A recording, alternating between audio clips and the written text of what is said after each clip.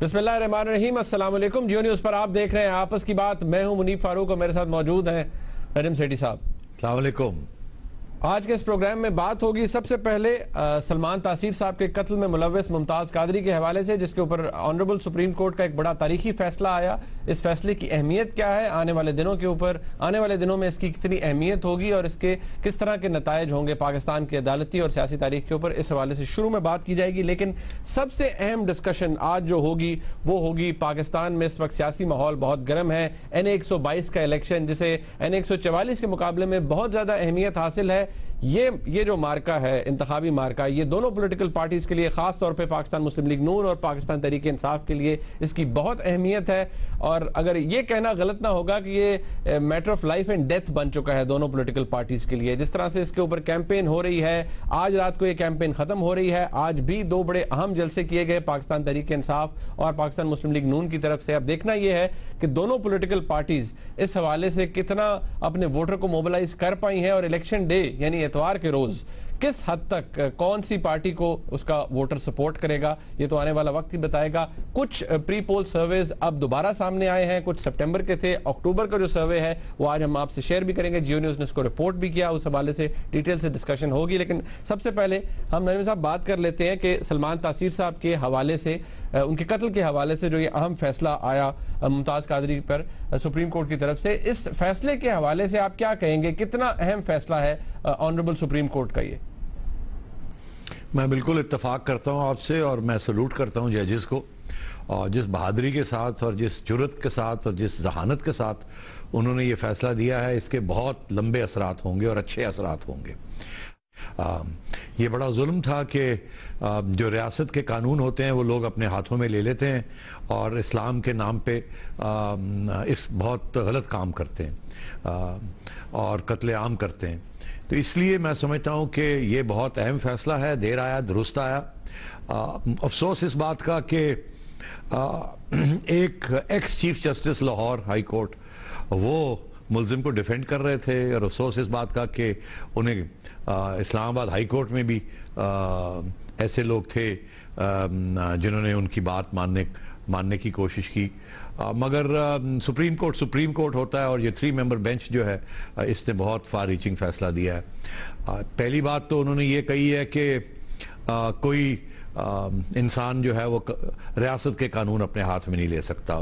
Number 2, वो ये नहीं फैसला कर सकता कि तौहीन क्या है और क्या नहीं है, ब्लास्फेमी क्या है और क्या नहीं है, ये सिर्फ रियासत ही फैसला कर सकती। और तीसरा ये कि क्या ये जो कानून है ब्लास्फेमी का, इसकी अगर कोई तनकीद करे और ये कहे कि ये नहीं कि ब्लास्फेमी के खिलाफ कानून नहीं होने चाहिए, सज़ा नहीं होनी चाहिए, मगर ये कहे कि इसका इस्तेमाल जो है वो गलत भी कभी कभी हो जाता है और इसलिए इसके ऊपर गौर फिक्र करने की ज़रूरत है, तो ये ब्लास्फेमी नहीं होती, ये जायज़ है इस किस्म का तज्जिया करना।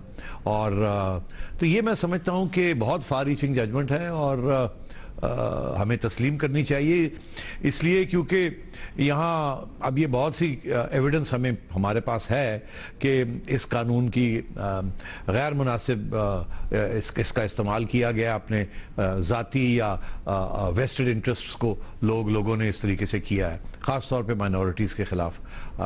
तो इसलिए मैं ओसा साहब और उनके साथियों को सलूट करता हूँ कि उन्होंने ये फैसला किया, और इसके साथ अब सारी कंट्रोवर्सी ख़त्म होनी चाहिए। ये लोग जो प्रोटेस्ट कर रहे हैं इन्हें प्रोटेस्ट नहीं करना चाहिए। हम दहशत गर्दी और इंतहा पसंदी के ख़िलाफ़ हैं सब। हम पाकिस्तान को बचाना चाहते हैं, हम पाकिस्तान में इस्लाम को अपनी मकबूलियत देना चाहते हैं। हम ये नहीं चाहते कि दुनिया हमें गलत एक फहमी के बेसिस के ऊपर वो हमें कंडेम करे। हम भी दुनिया का हिस्सा हैं, हम भी मॉडरेट्स हैं, हम अच्छे मुसलमान हैं, और हम कुछ चंद हजरात जो हैं जो कि इस्लाम को गलत इस्तेमाल करते हैं उससे और पाकिस्तान को बदनाम करते हैं और मुसलमानों को बदनाम करते हैं, हम ये इजाज़त नहीं दे सकते। नईम साहब, सही कहा आपने, I can't agree more than this. Judgment है, इसकी बड़ी स्टैंडिंग और बड़ी रीजनिंग बड़ी दिलचस्प दी है और अच्छी रीजनिंग दी है। इस्लामाबाद हाई कोर्ट ने जिस तरह से ATA को निकाला था इसके अंदर से, दोबारा जिस तरह सुप्रीम कोर्ट ने उसको शामिल किया है और ट्रायल कोर्ट का फैसला बरकरार रखा है, यकीनी तौर पर एक लैंडमार्क जजमेंट है। नईम साहब, थोड़ा सा आगे चलते हैं।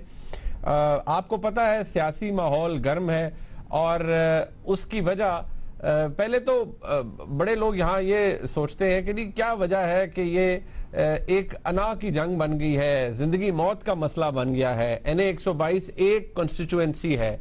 इसकी मैं पोल्स पे जाने से पहले, सर्वे है उस पे जाने से पहले मैं जरा आपसे आपका ब्रीफ कमेंट चाहूंगा कि ये जिंदगी मौत का मसला क्यों बन गया है नजम साहब? ये हमने पहले भी इसके ऊपर तबसरा किया था। ये जिंदगी मौत का मसला इसलिए बन गया है कि ये इमरान खान की सीट थी, ये उन 4 सीटों में से थी जिसके ऊपर इमरान खान ने अपना सारा केस बिल्ड किया इलेक्टोरल रिगिंग का, पूरी एक साजिश की एलिगेशन लगाई और फिर उसकी वजह से फिर जुडिशल कमीशन को बैठाया। और अब सूरत हाल ये है कि वो जो सारे सिस्टमेटिक डिज़ाइन कंस्पिरेसी जिसके अंदर उन्होंने बहुत से लोगों के ऊपर इल्ज़ाम लगाया था कि ये एक सोची समझी साजिश थी इलेक्शन को चोरी करने की, वो जब पसपा हुई, वो गलत साबित हुई, तो फिर जुडिशल कमीशन में भी ये गलत साबित हुई। तो अब ये एक टेस्ट केस रह गया है, क्योंकि अब भी वो आपको पता है उन्होंने ये कहा कि अगर यहाँ मुस्लिम लीग जीतती है तो हम अभी भी कहेंगे कि धांधली हुई है, क्योंकि उन्होंने पहले से ही इलेक्शन कमीशन के जो 4 हज़रात हैं मेंबर्स हैं प्रोविंशियल, उनके ऊपर उन्होंने तोबत लगाई है और कहा है इनको रिजाइन करना चाहिए, हमें इनमें कोई कॉन्फिडेंस नहीं है। तो उन्होंने तो पहले ही अपनी ग्राउंड तैयार की हुई है कि अगर ये भी हारते हैं तो वो ये इल्ज़ाम लगाएंगे कि ये भी साफ शफाफ नहीं हुई। गालबन इसमें अब फौज की भी शमूलियत है, वो भी इंश्योर करेगी कि कोई धांधली किसी किस्म की इल्ज़ाम भी ना लग सके। मगर पहले से ही PTI ने तो ये बात कह दी है, तो वो तो इसको मेक और ब्रेक बना रहे हैं, क्योंकि उनके लिए इसकी बड़ी अहमियत है। क्योंकि अगर अब बाई इलेक्शन में ये जिसके बाद कि ये साबित हो जाता है कि इमरान खान की खुद कैनवसिंग करने के बावजूद, करोड़ों रुपए अरबों रुपए लगाने के बावजूद PTI का एक कैंडिडेट जो है वो नहीं जीत सकता, तो फिर तो वो सारा जो इन्होंने केस बिल्ड किया था जिसका ये आखिरी हिस्सा रह गया है वो भी फारग हो जाएगा। इसलिए इमरान खान साहब के लिए इसकी बड़ी अहमियत है, और बिल्कुल इसी रीजन के लिए नून के लिए भी बड़ी अहमियत है, क्योंकि अगर यहाँ नून अगर हार जाती है तो उनका भी एक बहुत बड़ा कैंडिडेट है the speaker of the national assembly, उन्हें एक नया स्पीकर इलेक्ट करना पड़ेगा और बहुत बड़ा ये एक दाग होगा मुस्लिम लीग के ऊपर, और इमरान खान इसके बाद फिर धंधनाएंगे। तो मैं ये समझता हूं ये लाइफ एंड डेथ है फॉर बोथ पार्टीज, क्योंकि ये सिंबॉलिक हो चुका है। ये तो नहीं है कि इसके बाद फिर नई इलेक्शन, जनरल इलेक्शन कॉल करनी पड़ेगी, मगर जाहिर है कि ये एक बहुत बड़ा सिंबल बन चुका है अब। ठीक है अनंत साहब, मैं उसके ऊपर जरा डिस्कशन थोड़ा सा हम इसको खोलते हैं। एक सर्वे था जिसका मैं जरा, जो सितंबर का सर्वे था, मैं चाहता हूं कि वो हमने डिस्कस भी किया था, वो नजर भी आ रहा है हमारे टेलीविजन स्क्रीन पे नाजरीन को। जब उसको डिस्कस किया था हमने, 2 एजेंसीज ने किया था, गैलप ने किया था और पल्स ने किया था। और खास तौर पर अगर हम अपनी डिस्कशन को भी लिमिट करें NA 122 तक, तो गैलप पाकिस्तान के मुताबिक जो उस वक्त सर्वे था NA 122 का, 51% लोग जो थे उनका टिल्ट जो था वो मुस्लिम लीग नून की तरफ था, जबकि 36% लोगों का टिल्ट पाकिस्तान तहरीक इंसाफ की तरफ था। ये गैलप पाकिस्तान ने कहा। और पल्स ने कहा था कि 57% लोग जो हैं वो मुस्लिम लीग नून की तरफ उनका टिल्ट है, रुकाव है वोट देने के हवाले से NA 122 में। और 36% लोगों का पल्स के मुताबिक कहा गया था कि ये पाकिस्तान तहरीक इंसाफ को वोट करेंगे। अब इन दोनों में मार्जिन ऑफ एरर 3 से 5% है। ये था सितंबर 2015 का सर्वे। इस सर्वे को डिस्कस हमने किया था। इस सर्वे को डिस्कस करने के बाद आपने एक मैं चाहता हूं, आपका एक क्लिप है मेरे पास जिसमें आपने बड़ा इंटरेस्टिंग ऑब्जर्वेशन दी थी, एनालिसिस दिया था। मैं चाहता हूं वो जरा हम देख लें और उसके बाद जो अब सर्वे हुआ है अक्टूबर में वो भी अपने नाज़रीन से शेयर करें, लेकिन पहले ये क्लिप देख लें।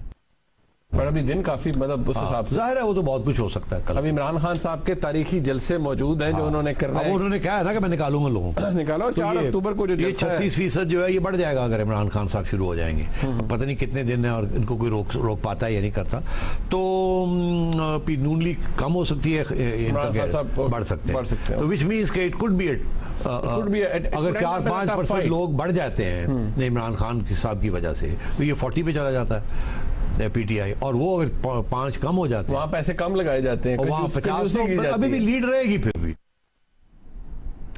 रहमान साहब आपने कहा था लीड रहेगी, लेकिन बढ़ सकता है इमरान खान साहब की वजह से। अब अगर मैं अक्टूबर का सर्वे देखूं तो वैसे बड़ी खतरनाक है आपकी प्रेडिक्शन, क्योंकि मैं हमेशा कहता हूं आई हेट टू एडमिट कि वो ठीक हो जाती है कि अब अगर हम देखें अक्टूबर का, तो गैलप के मुताबिक NA 122 तक तक मैं दोबारा महदूद अपने आप को कर रहा हूँ। N122 में 46% यानी 46% लोगों का ये कहना है कि वो वोट करेंगे मुस्लिम लीग नून के हक में, और 37% लोगों ने कहा है कि वो पीटीआई के हक में करेंगे।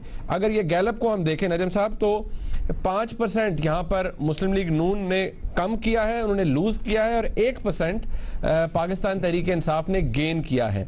इसी तरह अगर हम पल्स में जाएं, पल्स को देखें, तो उनका सर्वे जो अब बता रहा है अक्टूबर में, वो ये बता रहा है कि पाकिस्तान मुस्लिम लीग नून जो है वो 52% उसको इंक्लिनेशन है लोगों की, वो वोट करेंगे। यहां पर भी मुस्लिम लीग नून ने 5% इस सर्वे के मुताबिक लूज किया है N122 में, और पीटीआई 36% से 42% पर आ गई है, यानी उन्होंने गुड 6% गेन किया है। सो वी कैन सी कि इमरान खान साहब के आने की वजह से फिर नजम साहब फर्क बहुत पड़ गया है। पड़ गया जी, बिल्कुल 10% का फर्क पड़ गया। और पहले ये 18% एवरेज थी लीड, अब वो मेरा ख्याल है 5, 7, 8% लीड रह गई है, और हो सकता है कि आज के बाद वो और भी कम हो जाए। तो ये ऑब्वियसली बड़ी नैरोली कंटेस्टेड सीट होगी ये, और इसमें बड़ी मेहनत की है पीटीआई ने। मुस्लिम लीग ने तो अपनी पोजीशन को रिटेन करने की कोशिश की है, बढ़ाने की तो नहीं कोशिश की, रिटेन करने की कोशिश की है।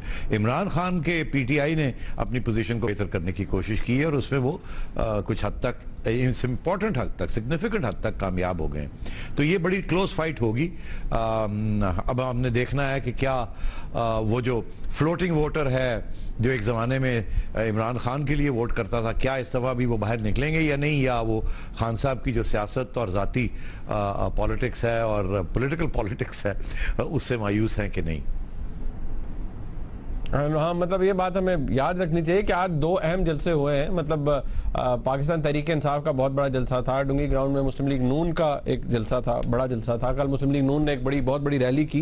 नईम साहब, एक बात यहाँ पर जो लोग कह रहे हैं कि क्या फर्क, ये लोग पूछते हैं कि जी क्या फर्क इमरान खान साहब का इलेक्शन कैंपेन में आने से है, या अलीम खान साहब का, अब्दुल अलीम खान साहब का बहुत ज्यादा पैसे खर्च करने से? क्योंकि दो बातें साइड बाय साइड चल रही हैं। कुछ लोगों को यह भी कोट करते देखा गया कि इमरान खान साहब का शायद फर्क पड़ा है, लेकिन अलीम खान साहब ने जितना पैसा खर्च किया इस कैंपेन में उससे भी बड़ा फर्क पड़ा है। जी, आप सही कह रहे हैं। जो मेरी भी तफ्तीश है वो यही है कि अलीम खान साहब ने करोड़ों रुपए लगा दिए, हर गली कूचे में उन्होंने दफ्तर खोल दिए हैं, वहाँ लोगों को पैसे दिए हैं, और वहाँ एक पूरा ऐसा माहौल बना दिया जैसे लगता है कि सारे ये पीटीआई के वोटर्स हैं। तो पैसा तो उन्होंने खर्च किया, और पैसा उनके पास है, इसीलिए इमरान खान साहब ने उनको लिया था। उन्हें एहसास था कि एक हद तक तो पीटीआई और इमरान खान को वोट मिलेगा, और बाकी वोट जो है वो ख़रीदना पड़ेगा या पैसा लगाना पड़ेगा, और लॉयल्टीज़ जो है उसको शिफ्ट करना पड़ेगा। मैं ये नहीं कहता कि ये सिर्फ इस किस्म की काम जो है वो सिर्फ पीटीआई कर रही है, नून लीग भी करती रही है। नून लीग भी 30 साल से पैसा लगाती रही है, और ऐसे कैंडिडेट्स लेती रही है जो कि अमीर हैं, रईस हैं और पैसा लगा सकते हैं, और उसके बावजूद उनके पास हुकूमत भी रही है, तो उनके पास भी एक बहुत बड़ा एज है। तो ये है ट्रेडिशनल पॉलिटिक्स। इसमें आप ये कह सकते हैं कि इमरान खान साहब और पीटीआई ने भी वही टैक्टिक्स अडॉप्ट किए हैं जो कि नून लीग करती रही है, और अब मेरा ख्याल है दोनों पार्टीज में कोई खास फर्क नहीं रहा in terms of erectile politics. वो ज़माना गया कि इमरान खान साहब को वोट पड़ता था, आंखें बंद करके लोग वोट डालते थे। अब उन्हें अलीम खान जैसे कैंडिडेट्स लेने पड़ते हैं जो कि पैसे लगाते हैं, और ट्रेडिशनल वोटर जो है जो उसको स्वे करने की, विन करने की कोशिश करते हैं।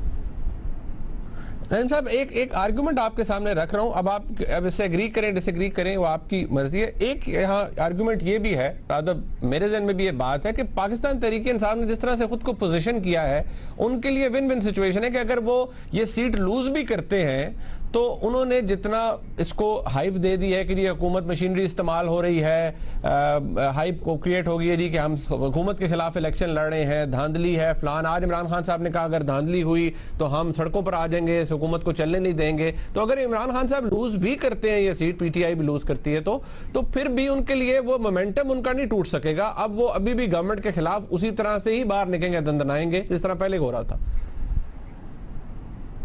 देखिए, इसके दो हिस्से हैं। एक तो हिस्से का जवाब मैंने पहले ही दे दिया था कि ये क्यों इसकी अहमियत है, और खान साहब जो है अगर हारेंगे भी तो कहेंगे धांधली हुई है, अगर जीतेंगे तो कहेंगे फिर से दूसरी इलेक्शन करवाएं।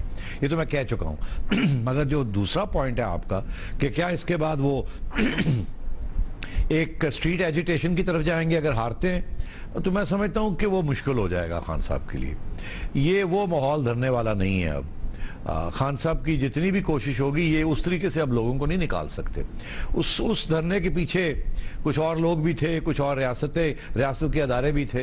अब वो नहीं, इनको वो मिलेगी। मगर इसका ये मतलब नहीं है कि वो कोशिश नहीं करेंगे, और अगर कोशिश करेंगे तो गवर्नमेंट की तरफ से कुछ गलती हो सकती है।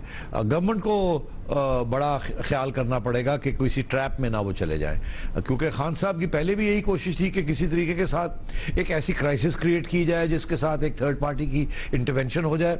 और अब भी कुछ लोगों का ये कहना है, और हमने भी ये बात डिस्कस की है, कि इमरान खान साहब की पॉलिसी अभी वही है कि किसी न किसी तरीके के साथ एक मिलिट्री इंटरवेंशन करवाई जाए और ऐसी सूरत हाल क्रिएट की जाए कि इंस्टेबिलिटी हो, खून खराबा हो और ब्रेकडाउन हो जाए, ग्रिडलॉक हो जाए और फौज को इंटरवीन करना पड़े। ये स्ट्रैटेजी उन्होंने चेंज नहीं की है। अच्छा नदीम साहब, एक बात मैं थोड़ा सा, क्योंकि ये भी तासुर जरा बताइएगा, क्योंकि हम यहाँ बात करते हैं तो पीपल्स पार्टी की बात बड़ी कम होती है। एक चीज जो नोटिस करने में आ रही है कि पाकिस्तान पीपल्स पार्टी के जितने जलसे हुए हैं, कोई कॉर्नर मीटिंग है, फ्लेक्सेस, होर्डिंग्स, पोस्टर्स, उस पे शहीद मोहतरमा बेनजीर भुट्टो की तस्वीर नजर आएगी, बिलावल भुट्टो जरदारी साहब की नजर आएगी, भुट्टो साहब की नजर आएगी, और ऑफ कोर्स मियां आमिर हसन जो कैंडिडेट हैं उनकी नजर आएगी तस्वीर। लेकिन आसिफ जरदारी साहब की कोई तस्वीर नजर नहीं आ रही, और ये बात शायद ओकाड़ा में भी रिपोर्ट हो रही है कि उनकी तस्वीर कहीं नजर नहीं आ रही। तो ये क्या वजह क्या है? देखिए, ये भी, इसके बारे में भी हमने थोड़ी बहुत पहले डिस्कशन की थी कि आसिफ जरदारी साहब फॉर द नियर फ्यूचर उन्होंने दो फैसले किए हैं। एक तो उन्होंने ये फैसला किया है कि वो अभी पाकिस्तान जल्दी वापस शायद नहीं आएंगे। उन्हें बहुत वो अपने आप को खतरे में महसूस समझते हैं from the military establishment, number one, in terms of corruption and things like that. दूसरी चीज़, और सिंध हुकूमत के जो तल्लकात हैं वो इतने अच्छे नहीं है रेंजर्स के साथ और मिलिट्री एस्टैब्लिशमेंट के साथ। दूसरी बात यह है कि उन्हें इस बात का एहसास हो गया है कि उन्होंने जिस किस्म की सियासत की है, उन्होंने और उनकी हमशीरा ने, वो सियासत कामयाब नहीं हुई, बल्कि पीपल्स पार्टी की डाउनफॉल के बेसिस वही है। और ये अब फैसला हुआ है कि अब कि यंग बिलावल को मौका देना चाहिए, ये शक्ल सामने आनी चाहिए, कैंडिडेट्स की शक्लें आनी चाहिए, कुछ नई लीडरशिप की बात होनी चाहिए। पीछे बैठ के जरदारी साहब अभी भी कंट्रोल करेंगे हर चीज़ को, मगर शायद उन्हें इस बात का एहसास हो गया है कि he is not a candidate जिनको वोट मिलते हैं, स्पेशली पंजाब। सिंध के अंदर तो शायद मेरा ख्याल है उनकी तस्वीर अभी भी लगेगी, अगर जब वहाँ इलेक्शंस होते हैं। वहाँ Bhutto factor is very important, and वहाँ दोनों की लगेगी, बाप की भी और बेटे की। पंजाब में बड़ा एंटी जरदारी सेंटिमेंट है, इसलिए मैं समझता हूँ कि उनका ख्याल है कि बिलावल और बेनज़ीर की तस्वीर लगाना जो है वो शायद बेहतर होगा उनके लिए, और भुट्टो साहब की ऑफकोर्स। ओके, ठीक है, एक ब्रेक का वक्त है यहाँ पर। जब ब्रेक आएंगे डिस्कशन जारी है। लफ्जों के तीर, बल्कि मैं तीर भी नहीं कि तोप के गोले चल रहे हैं दोनों पार्टीज के दरमियान, उसके हवाले से बात करेंगे। इलेक्शन कमीशन ऑफ पाकिस्तान ने कुछ बड़े दिलचस्प और कुछ ऐसे फैसले जिनके ऊपर एतराज हो रहा है वो दिए हैं पिछले कुछ दिनों में, उस हवाले से भी बात करेंगे, इलेक्शन के हवाले से। एक ब्रेक के बाद हमारे साथ रहिएगा।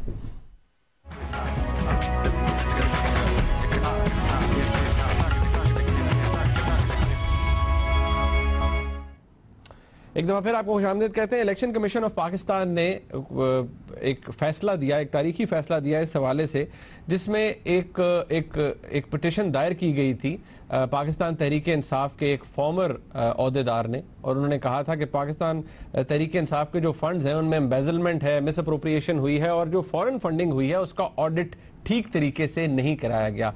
अकबर एस बाबर साहब ने ये गुज़िश्ता साल ये पिटिशन फाइल की थी, एप्लीकेशन फाइल की थी before the election commission. Tehreek Insaf ने, मैं बैकग्राउंड आपको थोड़ा बता दूं, तहरीक इंसाफ ने इसे कंटेस्ट किया, पहले एक वकील आए, फिर दूसरे वकील आए, लेकिन अब फाइनल जो बात हुई है वो यही कि तहरीक इंसाफ ने अब तक फॉरेन जो फंडिंग है उसकी डिटेल सबमिट नहीं की, और इलेक्शन कमीशन की जुरिस्डिक्शन के ऊपर एतराज़ करते रहे हैं कि इलेक्शन कमीशन इस प्रोसीडिंग्स को नहीं सुन सकता। इसके ऊपर इलेक्शन कमीशन ऑफ पाकिस्तान ने फैसला दिया है कि नहीं, इलेक्शन कमीशन पार्टी फंड्स के अंदर को देख सकता है, उसके अंदर जो एम्बेजलमेंट है उसको भी मॉनिटर कर सकता है, उसके ऊपर सवाल भी उठा सकता है। नदीम साहब, अब यहाँ लोग सवाल बड़ी सीधी सी कर रहे हैं कि इमरान खान साहब तो बड़ा खुद ये स्टे ऑर्डर्स और डिलेटरी टैक्टिक्स, डिलेइंग टैक्टिक्स, इनके खिलाफ बात करते हैं कि ये अदालतों में क्यों चले गए, स्टे ऑर्डर के पीछे क्यों छुप गए। तो पाकिस्तान तहरीक इंसाफ से जब मांगा गया बार बार कि आप अपने पूरे फाइनेंशियल्स हमें दें अपने पूरी जो फंडिंग की रिपोर्ट्स हैं वो हमें दें, तो उन्होंने क्यों फर्निश नहीं किया अब तक? देखिए, बड़ी जाहिर है कि दाल में कुछ काला है।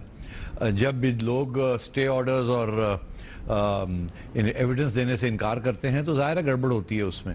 अब बात यह है कि इन्होंने अपने अकाउंट्स तो सबमिट किए थे इन्होंने अपने अकाउंट्स तो इलेक्शन कमीशन को सबमिट किए थे, मगर उसमें इन्होंने फॉरेन सोर्सेज की फंडिंग का नहीं जिक्र किया था, क्योंकि अब एक पिटीशन आ चुकी है। तो इसलिए अब इलेक्शन कमीशन को बज़ाहरन they have to open up the case. और उसमें अब उन्होंने अगर ये कहा कि जी आपकी अगर कोई फॉरेन फंडिंग है, ये इल्ज़ाम है, ये कोई डॉक्यूमेंट्स पिटिशनर ने दिए हैं, और पिटिशनर एक इनसाइडर है पीटीआई का, जिसे अस्यूम ये किया जाता है कि वो जो बात कह रहा है उसके अंदर कुछ सच्चाई होगी, क्योंकि वो अंदर का एक आदमी है। तो इसलिए इलेक्शन कमीशन को ये बात खोलनी पड़ी। अब इमरान खान साहब के लोग जो वकील हैं, इन्होंने पहले एक वकील किया, फिर उसके बाद उसको हटा के एक दूसरा वकील किया, और इनकी यही कोशिश है कि ये कहा जाए कि आप नहीं खोल सकते ये, और आप हमसे नहीं पूछ सकते। मगर ये तो गलत है, ये बहुत ही संजीदा इल्ज़ाम है, बिकॉज बाय लॉ आप फॉरेन फंडिंग आपकी इलेक्शन में नहीं आ सकती। यही तो मसला रहा है। आपको याद नहीं है, मगर हिस्ट्री जिसने पढ़ी है उनको मालूम है कि 1977 में जब भुट्टो साहब ने इलेक्शन कराई थी, जुल्फ़िकार अली भुट्टो साहब ने, तो उस वक़्त पीएनए का जो मूवमेंट था उनकी तरफ से यही इल्ज़ाम था कि, सॉरी, भुट्टो साहब का ये इल्ज़ाम था पी ऊपर कि उनको जो फंडिंग आई है वो अमरीकनों ने फंडिंग दी है, और ताकि क्योंकि वो भुट्टो के खिलाफ थे, भुट्टो एक इस्लामिक ब्लॉक बनाने जा रहा था और न्यूक्लियर प्रोग्राम को चला रहा था और सोशलिस्ट की बात करता था, तो इसलिए अमेरिकन जो थे उसके खिलाफ थे। तो उस वक्त ये इल्ज़ाम भुट्टो साहब ने लगाया था पीएनए के ऊपर कि आपकी फॉरेन फंडिंग आई है। मगर वो तो फिर सिचुएशन ऐसी हुई कि वो एक मूवमेंट चला, और वो मूवमेंट के बाद भुट्टो साहब की छुट्टी हो गई, एक फौजी इंटरवेंशन हुई। मैं याद दिलाता जाऊं कि ईरान के अंदर भी अभी हाल ही में जब इलेक्शन होने जा रहे थे तो वहाँ भी ये इल्ज़ाम लगे थे हुकूमत की तरफ से, ईरान की हुकूमत की तरफ से, कि जो अपोजिशन है उसको मगरबी ममालिक की तरफ से कुछ फंडिंग हुई है, क्योंकि वो चाहते थे कि ये जो इनकलाबी दौर है वहाँ का ये ख़त्म हो और प्रो वेस्टर्न गवर्नमेंट या वो गवर्नमेंट्स आए जो वेस्ट के साथ नेगोशिएट कर सकते हैं। तो ये बड़े संजीदा इल्ज़ाम होते हैं, इनकी तरफ तवज्जो देनी चाहिए। और अगर आज मुस्लिम लीग नून ये इल्ज़ाम लगा रही है इमरान खान साहब के ऊपर कि आपको इंडियंस ने और जूइश लॉबी ने, इजरायली लॉबी ने आपके ऊपर आपको पैसे दिए हैं, और वो आप पैसे यहाँ लाए हैं, और पता नहीं आपने ये जो पैसे कलेक्ट किए थे ये अस्पताल के लिए कलेक्ट किए थे या एक सियासी जमात के लिए कलेक्ट किए थे जिसकी कार्रवाई पाकिस्तान में है, तो ये सवालों के जवाब मिलने चाहिए। ये बड़े सीरियस इश्यूज हैं और इसको बाईपास नहीं करना चाहिए। अल्लाह करे कि ये गलत साबित हों, मगर इनकी एविडेंस सब अगर वो कुछ ला रहे हैं तो इसको गौर से देखना चाहिए। मैं समझता हूँ इमरान खान साहब अब अपनी एक दयानतदारी के पीछे नहीं छुप सकते। अगर उनकी सियासी जमात के अंदर कुछ खामियां हैं और इस किस्म की फंडिंग हुई है तो एक तो इसको बंद करना चाहिए, और दूसरा ये है कि जो कुछ हुआ है वो सामने आना चाहिए। ये दुरुस्त बात है, क्योंकि अभी तक जो ऑथेंटिसिटी है कि कितनी जानदार है एविडेंस जो प्रोवाइड की गई अकबर एस बाबर की तरफ से, उसके ऊपर अभी बात नहीं हुई। अभी तो जुरिस्डिक्शन की बात हो रही थी और उसी के ऊपर तयशुदा। लेकिन इन साहब एक बात, क्या आपको नहीं लगता कि ये इलेक्शन कमीशन की भी अगर देखा जाए तो नाअहली कह लें, कोताही कह लें कि पार्टी फंड, तो हमें क्या पता किस पॉलिटिकल पार्टी को कहां से फंड आता है। फॉरेन फंडिंग आपको पता है सारी पॉलिटिकल पार्टीज के बाहर के चैप्टर्स हैं, वहां पर कौन कितना फंड कर रहा है। डू वी नो कि किसको कहां से कितनी फंडिंग मिलती है? मेरा ख्याल है आज तक कोई डिटेल सामने ऐसी नहीं आई, शायद कोई और पॉलिटिकल पार्टी भी हो। जी हाँ, आप सही कह रहे हैं। मेरा ख्याल है इलेक्शन कमीशन में इतनी कुव्वत ही नहीं है कि वो जब पेपर्स प्रेजेंट होते हैं और जब अकाउंट्स सबमिट होते हैं, उनके पास शायद इतना मैन पावर ही नहीं है कि हर पार्टी के अकाउंट्स को स्क्रूटनाइज करें और उनकी हेयरिंग करें और उनसे पूछ करें। ये तो फेडरल ब्यूरो ऑफ रेवेन्यू जो है उनके लिए भी प्रॉब्लम होती है इतने डिटेल में जाना। मगर जब एक पिटिशन आ जाती है और कोई कुछ एविडेंस प्रेजेंट करता है और कहता है कि इसको चेक किया जाए, तो फिर चेक करना पड़ता है। और उस वक्त फिर ये उनका राइट है इलेक्शन कमीशन का, क्योंकि ये मैटर बहुत सीरियस है।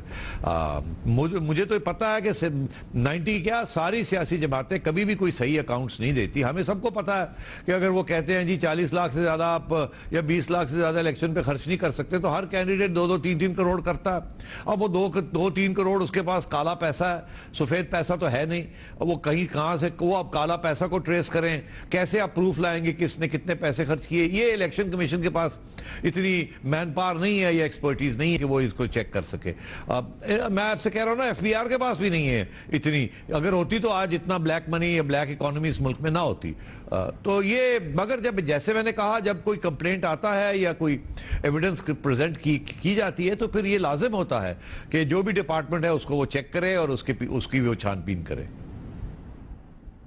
अच्छा नईम साहब, थोड़ा सा हम आगे चलते हैं। हमने बात कर ली कि वॉर ऑफ वर्ड, लड़ाई हो रही है आपस में दोनों जमातों की, खासतौर पे पीएमएलएन और पीटीआई की, लेकिन इस हद तक चली गई है, इसका मुजाहरा किया गया गुज़िश्ता रोज इमरान खान साहब की तरफ से भी किया गया, कोई नई बात नहीं है, लेकिन जिस तरह मुस्लिम लीग नून की तरफ से रिस्पॉन्ड किया गया उसका ताल्लुक इसी इलेक्शन कमीशन के इस फैसले से है कि वो देख सकता है पार्टी फंड्स को।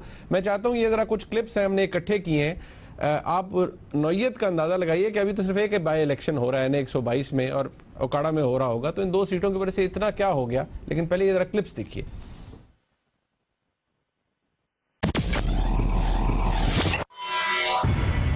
क्या काम है शहबाज शरीफ का जाना चाइना?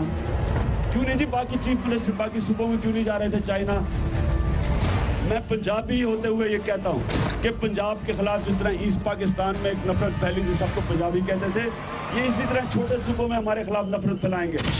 ज्यूश लॉबी से, हिंदू लॉबी से, पाकिस्तान के जो खैर खा नहीं हैं उन तमाम लॉबीज से चंदे की तफसीलात इसमें मौजूद है। अभी ये 2 शुगर मिल ये लगाने लगे हैं जनूबी पंजाब में। हाई कोर्ट का ऑर्डर है कि वहां नहीं शुगर मिल लग सकती क्योंकि शुगर मिल के एरियाज हैं।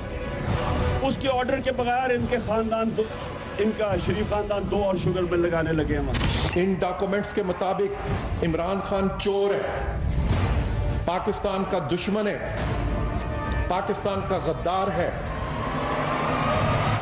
पाकिस्तान के दुश्मनों का आलाकार है। हिंदुस्तान में मित्तल से मिलने जा रहे हैं तो कौन जा रहा है? हुसैन शरीफ जा रहा है उससे मिलने के लिए। अगर वो पाकिस्तान के दुश्मनों का आलाकार नहीं है तो मुझे सुबह अदालत में लेके जाए। आते ही बिजनेस करने के लिए कानून तोड़ते हैं, ऑफिसर्स को चेंज करते हैं जो उनके रास्ते में खड़ा होता है, करप्ट लोगों को लेके आते हैं अपनी बिजनेस बढ़ाने के लिए। तुमने पाकिस्तान के दुश्मनों से पैसे जमा किए पाकिस्तान की जमहूरियत का तख्ता उल्टने के लिए, पार्लियामेंट पे हमला करने के लिए, पीटीवी पर हमला करने के लिए। फायदा अपनी जात को लेंगे, पाकिस्तान को कमजोर करेंगे, फेडरेशन को कमजोर करेंगे।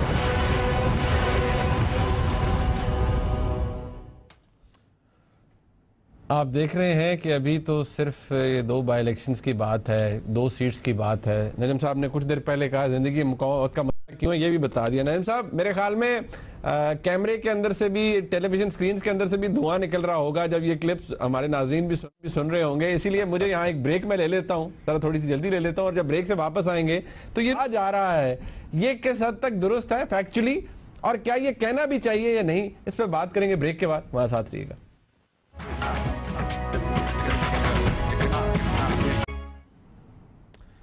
ब्रेक पे जाने से पहले आपने देखा कि किस तरह से पाकिस्तान मुस्लिम लीग नून और पाकिस्तान तहरीक इंसाफ आपस में लफ्जों की जंग लड़ रहे हैं। इमरान खान साहब एक तरफ से लड़ रहे हैं, दूसरी तरफ से परवेज रशीद साहब का एक नया रूप हमने देखा। नईम साहब, आपने दोनों की बातें सुनी, क्या मैं आपसे एक सादा सवाल पूछ सकता हूं, क्या आर यू डिसअपॉइंटेड? नहीं, आई एम नॉट डिसअपॉइंटेड। तवक्को यही थी कि ये आखिरी दिन ये बिल्कुल पिच पे जाएंगे दोनों और ऐसे इल्ज़ाम लगाएंगे जो कि बहुत ही सीरियस किस्म के इल्ज़ाम और वाइल्ड किस्म के इल्ज़ाम। मैं समझता हूँ दोनों वो कर रहे हैं। एक परवेज साहब ने तो इनको गद्दार कह दिया है, अब गद्दार से ज़्यादा बड़ा इल्ज़ाम क्या लग सकता है। दूसरा जो है उसने भी ये कहा है, और दिलचस्प बात यह है कि उन्होंने हिंदुस्तान का जिक्र किया है कि हिंदुस्तान अमेरिकन इंडियन अमेरिकन इनको फंडिंग कर रहे हैं वगैरह वगैरह इल्ज़ाम, और उधर से इमरान खान साहब भी उसी किस्म की बात कर रहे हैं। जूइश लॉबी वो कहते हैं, इधर से ये कहते हैं हिंदू लॉबी ये कहते हैं शुगर मिल्स इन्होंने इंडिया ये किया वो किया, इंडिया एक्सपोर्ट की, फलाना किया, शुगर एक्सपोर्ट की और सब्सिडीज ली। एक्चुअली बात ये है कि खान साहब जो मोटी बात कहते हैं उसमें बड़ा वजन है। क्या वजन है? एक तो ये कि इस पर कोई शक नहीं है कि ये सारे सियासतदानों ने मिल के शुगर मिल्स लगाई हुई हैं, और शुगर जो है ये इसको 40-50 अरब की सब्सिडी मिलती है हर साल from the government of Pakistan, और ये बड़ी प्रॉफिटेबल बिजनेस है। और इसमें कोई सियासी जमात नहीं है जिसके करते धरते जो हैं जिन्होंने शुगर मिल्स ना लगाई हों। पता नहीं अब इमरान खान साहब के पास भी कोई ऐसे लोग हैं जिन्होंने शुगर मिल्स लगाई हैं, या अगर कल को पावर में आते हैं तो वो भी लगाएंगे, नहीं वो कल की बात है। तो ये तो कोई इसमें तो कोई शक नहीं है कि sugar is been a big subsidised item by government, और उसमें नून लीग के लोग भी, क्यू लीग के लोग भी और पीपीपी के लोग भी उसमें शामिल हैं। आगे आइए आप कि ये जो फॉरेन फंडिंग की बात की है परवेज रशीद साहब ने, अब ये तो हम पहले ही डिस्कस कर चुके हैं कि दूध का दूध और पानी का पानी होना चाहिए। This is unacceptable. बाकी इमरान खान साहब और भी बात करते हैं कि जी इतना रईस कैसे बन गए शरीफ ख़ानदान, जबकि टैक्स इतना कम देते थे। मेरा ख्याल है 10 साल पहले तो कम देते थे, अब क्योंकि उस वक़्त ये जो फिगर्स कोट कर रहे हैं इमरान खान साहब, ये प्री मुशर्रफ दौर के फिगर्स हैं। ये 1990s की फिगर कोट कर रहे हैं, 477 रुपए का जो कह रहे हैं 1990s की फिगर्स है। हाँ जी हाँ, मगर फिर भी मुनीब ये तो बड़ी हैरत कुन बात है कि अंदेज बात है कि ये 5,000 और 10,000 इस किस्म के टैक्स रेट्स थे। जहाँ इतना कोई रईस आदमी हो तो वो देखना पड़ता है कि ये जो वेल्थ है ये कहाँ से आ रही है, और इनकम से ही वेल्थ आती है। वेल्थ कहीं आसमान से तो नहीं गिर जाती। हाँ इनहेरिटेड वेल्थ होती है, मगर ये इनकी वेल्थ, शरीफ ख़ानदान की वेल्थ तो इनके जब ये कुछ पावर से पहले थी और ज़्यादातर जो है वो पावर में आने के बाद ही बनी। तो बहुत बड़ा इंडस्ट्रियल एम्पायर था और है भी, मगर उसके बाद इन्होंने ख़ास तौर पे नवाज शरीफ साहब ने, इनके 2 बेटे बाहर हैं, वो बाहर काम कर रहे हैं और वहाँ इनकी दौलत बन रही है। यहाँ भी ये शहबाज शरीफ साहब की जो दौलत है वो पाकिस्तान बेस्ड है। और मगर इमरान खान साहब के जो अलीम खान साहब हैं या इस किस्म के अब जहांगीर तरीन हैं, उनकी भी शुगर मिल है मैं भूल गया। और अलीम खान साहब तो खैर प्रॉपर्टी में रहे हैं, और इनके बारे में 2002, 2007, 2008 में 6 में बड़े ठीक ठाक किस्म के इल्ज़ाम लगे थे लाहौर में टाउनशिप्स में, और इन्होंने जो सोसाइटी बनाई थी वगैरह, बहुत बहुत कंप्लेंट्स थे। तो मैं समझता हूँ कि ये कुछ ऐसे ही है कि pot calling the kettle black on both sides, दोनों में बहुत सी खामियां हैं। नहीं साहब 2 मिनट है, मैं चाहता हूँ एक बात, ये चलें ठीक है, सियासी एक दूसरे पर इल्ज़ाम तराशी ये लगाए जाते हैं, सियासत का हिस्सा है, लेकिन क्या ये जो गद्दारी के सर्टिफिकेट बांटना, फलाना गद्दार है, क्या ये दुरुस्त बात है?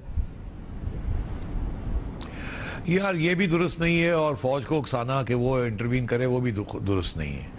दोनों दुरुस्त नहीं है। ठीक है। अच्छा नन साहब, मैं क्योंकि अब मेरे पास वक्त खत्म हो रहा है, मेरे पास 2 इशू बड़े छोटे छोटे हैं, लेकिन मैं MQM की तरफ चला जाता हूँ। किसान पैकेज की बात हम कल कर लेंगे। हमने फैसला किया है कि वो इस्तीफे वापस ले रही है, प्रेस कॉन्फ्रेंस भी हो गई। जराए ये कहते हैं कि शायद MQM वफाकी हुकूमत में शामिल हो जाए। इस डिसीजन के पीछे क्या लॉजिक समझ आ रही है आपको MQM की? मुनीब, आपको याद होगा कि हमने प्रोग्राम किया था 2 हफ्ते पहले, जिसमें हमने ये कहा था कि MQM बहुत गलतियां कर रहा है। अल्ताफ भाई ने बहुत गलतियां की हैं जिस किस्म की पॉलिसी अडॉप्ट की है, और जितनी जल्दी ये अपने रेजिग्नेशंस वापस लेके असेंबली में जाएं और फेडरल गवर्नमेंट और प्रोविंशियल गवर्नमेंट के साथ मिल के हाथ बटा के ये काम करें, इनके लिए उसका फ़ायदा है। ये आइसोलेशन में बाहर बैठ के इनका बहुत नुकसान हो रहा है, और वही हुआ। और मैं समझता हूँ देर आया दुरुस्त है, इन्हें एहसास हो गया है।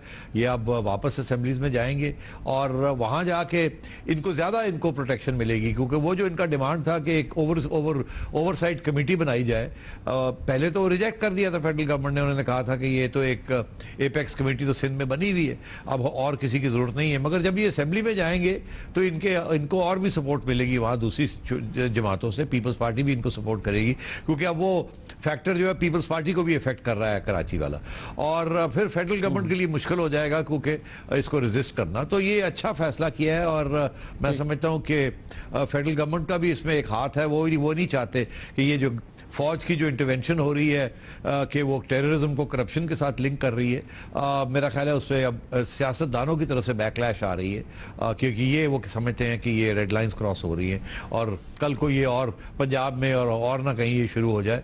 और तो इसलिए ये सियासतदान अभी इकट्ठे हो जाएंगे और यहाँ रेड लाइंस ड्रॉ कर देंगे।